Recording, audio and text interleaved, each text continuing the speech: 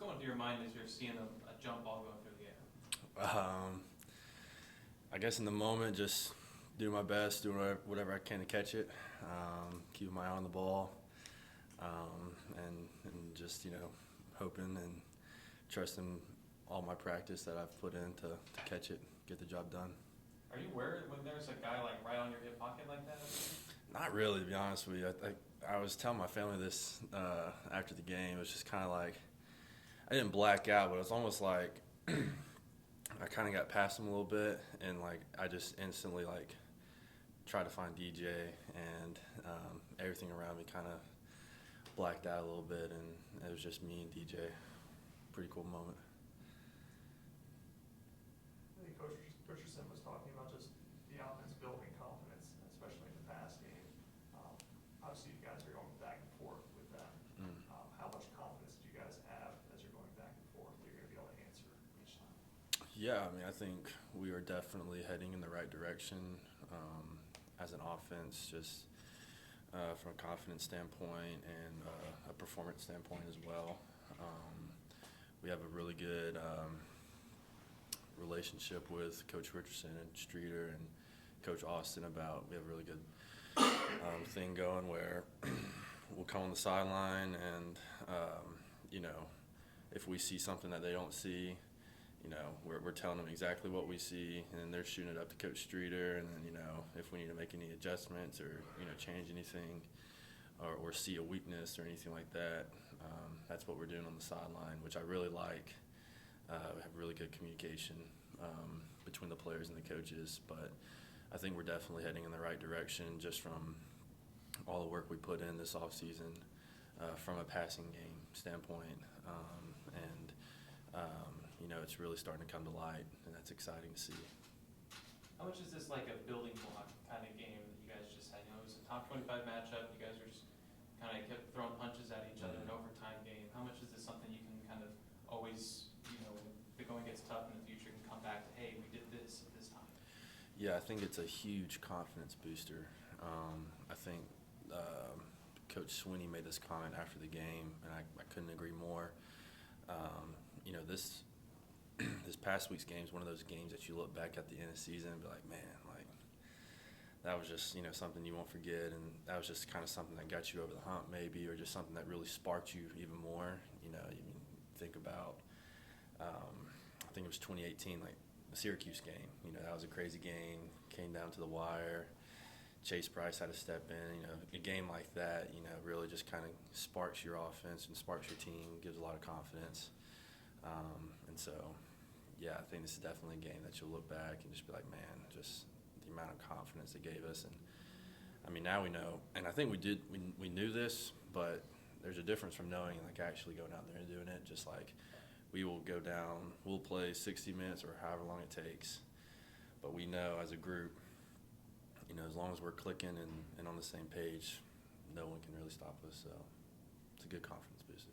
DJ, after the game, referred to you as a 10-year pro in the making. How has y'all's relationship evolved over time, especially within this season? It's been really good. That was a very nice comment from him. But I love DJ. I think what he brings to the table and what he brings to the offense and as a team, is something huge. He's a huge piece into just the success of this team, not only the offense, and the relationship with me and him has been really good. We've really gotten to know each other over the off season and last year, just from last year till now, we've gotten closer, just from more of a personal standpoint, not even football. And football, and because of that, I feel like that's kind of helped our football relationship as well, if that makes sense. But man, I would go to war for that guy any day of the week, and I love that guy. Davis, you were talking about the mindset of what this game can do, what last week's game can do for you guys. Does remembering anything about last year's NC State game, does that come to the forefront this week? Yeah. I think you Coach Sweeney always says you got a windshield mentality, and that's big.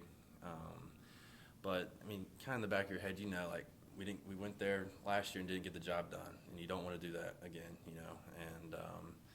and so that definitely will be in the back of my head, I know. But we got to focus on what we have to focus on this year, and this year there's new challenges, and so really especially today, this afternoon, and throughout the week, really focus on what we got to clean up and put our best foot forward Saturday.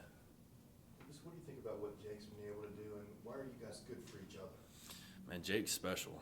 He is a really special player, and I was so happy for him Saturday.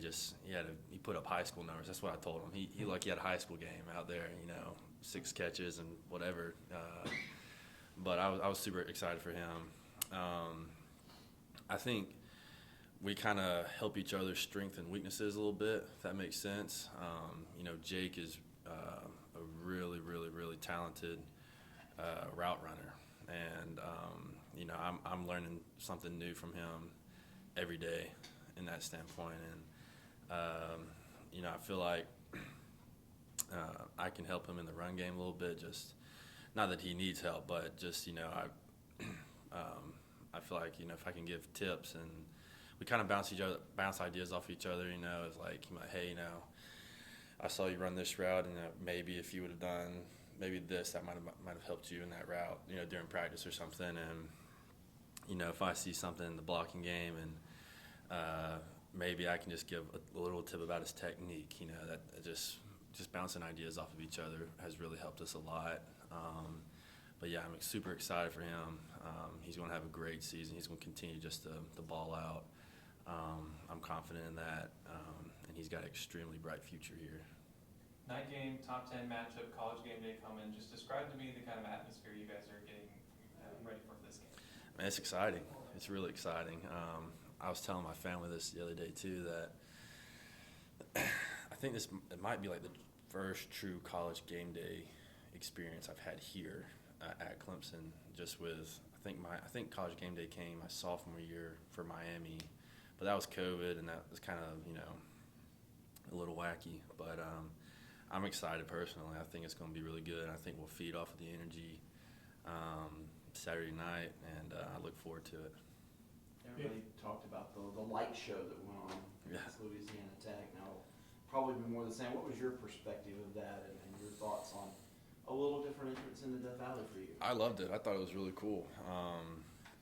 Just standing at the rock, and it's all dark around you or whatever, and everyone had their flashlights on. That was pretty cool.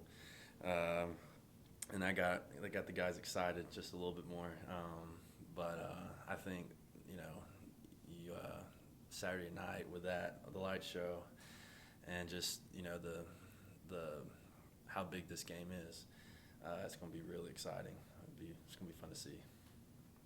Davis, I think you guys are leading the ACC in third down conversions after maybe struggling at times with that last year. How have coaches kind of emphasized to you guys that, hey, that's an area that we need to pay more attention to? And is that an easy fix? Because, I guess theoretically you all should be executing perfectly all the time. Yeah. I'd probably just say being more situationally aware. That was one thing in the off season where in spring practice where it's okay, say it's 3rd and 4. Okay, the plays in our playbook, what would be smart? You're not trying to get a 20-yard gain right here. I'm saying? We're trying to move the stick. So what's something that would help us in a 3rd and 4 situation? Let's get 5. Let's get 6 maybe. And I think that's helped us just understand more of the playbook and just kind of really what the game plan is. And I really do think that's been the biggest thing. We know, okay, all right, 3rd and 4, all right, we know what we're kind of expecting the call to be from the sideline. And we also understand, hey, no matter what, if the ball's in our hands, we've got to get the sticks, no matter what, if we're behind or ahead. So I think that's been the biggest thing. Speaking of NFL tight ends, we know that the best offenses have a Gronk or a Kelsey or a Ertz or a Kittle or somebody. Is there a player that you watch in the league that you're yeah, I think I'm this guy, or I could be this guy one day? I loved watching Gronk just because he was exciting to watch, and I think he's a pretty funny dude off the field. I'll say this: I loved watching Jason Witten growing up. I don't know why. I mean, I didn't really play tight end growing up. I played linebacker, but I just kind of liked how he played the game. He was a big body and, did blocking, and when he had to catch you to make a play, he could do that too. And so I still watch his highlights every now and then. But someone now, I mean, I like how Kittle blocks. I think Kittle really, he's just like a big energy guy when it comes to blocking. I like Dallas Schultz from Dallas. I just like how he plays in both run and pass games. So. Talk about being a linebacker. I think a lot of people talk about your ability to block as a tight end, but we saw you catching some passes in situations. How have you developed that ability, do you think, over the last few years? Well, I mean, I feel like I've always been able to catch. In a way, whenever they did throw it to me in high school, I played slot receiver. Like, that was my offensive position, was slot receiver and then tight end. And so I did play offense, but I was mainly just a defensive guy. I mean, I think just knowing the fact that, like, going into my freshman year here, like, I knew, like, okay, like, I've got to be able to catch the ball too. And so that's really just been an emphasis of every offseason. I kind of, my thought process is, like, every offseason, I've got to get better in every area. There's not one area that I don't need to improve on. Like, I've got to get better, and there's always room for improvement. And so that's run blocking, that's catching, that's watching film, and learning more about just defenses and why they do cover two. Like, what is cover two? What does that do to offenses? Just every offseason, I go through everything, and catching's part of that. And so it's just always been a routine of mine.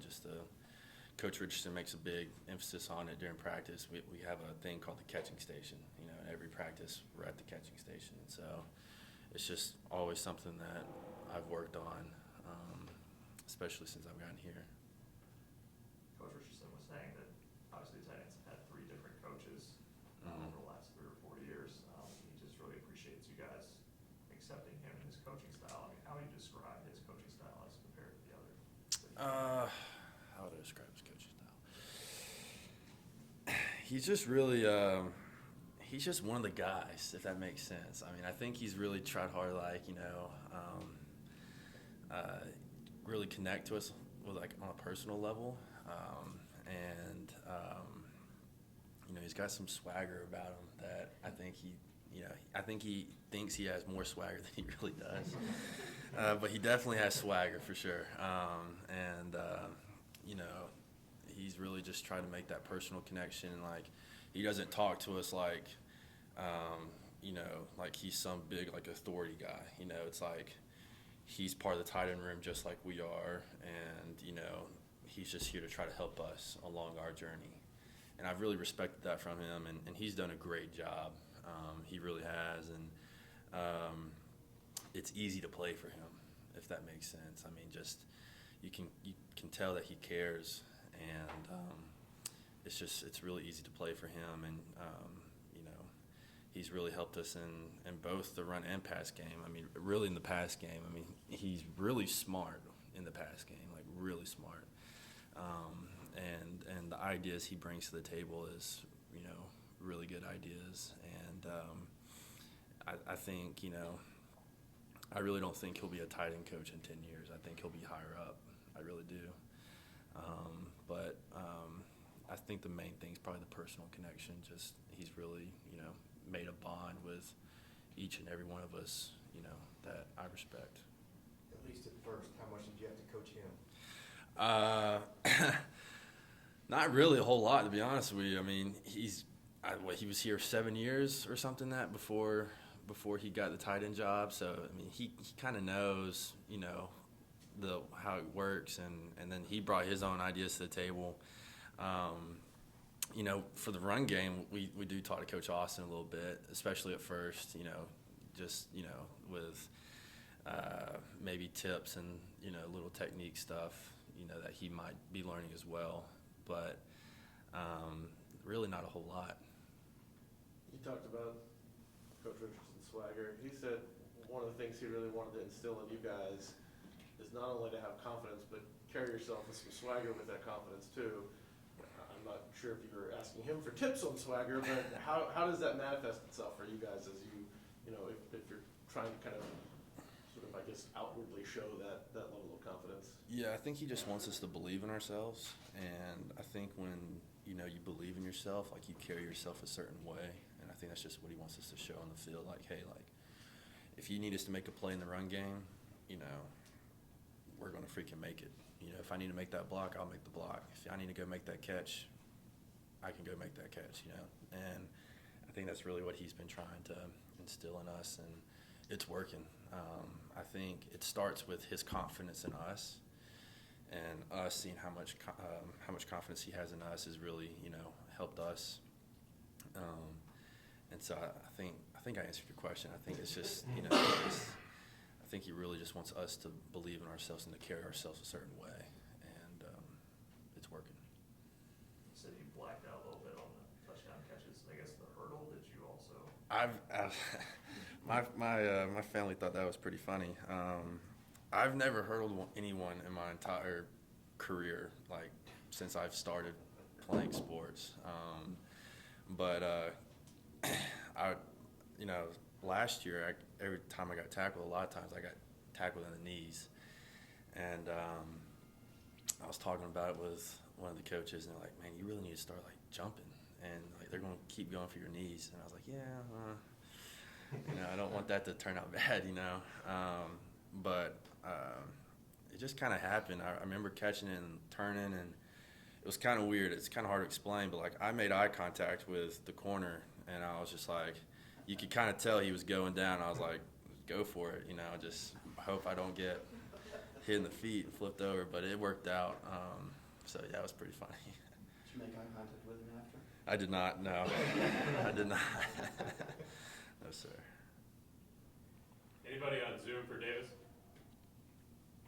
Davis, this is Matt Conley with ClemsonSports.com. I was just going to ask how the rivalry and kind of series with NC State has grown from when you got here to where it is now. Yeah, I think it's always been a big rivalry ever since I've been here, and especially since we lost last year, there's a little bit more juice. We just, we want to perform our best. We want to put our best foot forward. But at the end of the day, it's the biggest game of the year because it's the next one. It doesn't matter if we were playing NC State or someone else. I think we got to keep in mind that it is a rivalry, but at the same time, it's just the next game for us, and it's the biggest game of the year. And we got to treat it like any other game. And I think that's got to be the mindset going into this week. Hey Davis, this is Anna Adams with Clemson 24/7. Coach Richardson was just talking about the physicality of State's defense and kind of push you around, bully you a little bit. Just how important, I guess, is that physical mindset for you guys this week, especially maybe in the run game, going up against this defense? Yeah, we've got to have really good technique this week. They have a very good defense, extremely talented, well coached, and so we really got to be on our P's and Q's when it comes to really the run and pass game, but especially the run game for sure. And just I think that just comes with really stressing good technique this week in practice, and really working on pad level and leverage, and at the end of the day, you got to have a mindset of, you're not going to be outworked. But again, they have a really good defense, really good D-line, and some really good linebackers. And so we've really got to be on top of our game because they will push you around if you let them. Hey Davis, Trevor Gross from CUTigers.com. The offensive line did a really good job giving DJ a pocket on Saturday. And he's had a bunch of touchdowns on the scramble drill this season. How much do you think his patience in the pocket has been a part of your offense's improvement? Yeah, I think, he's done a really good job in that area.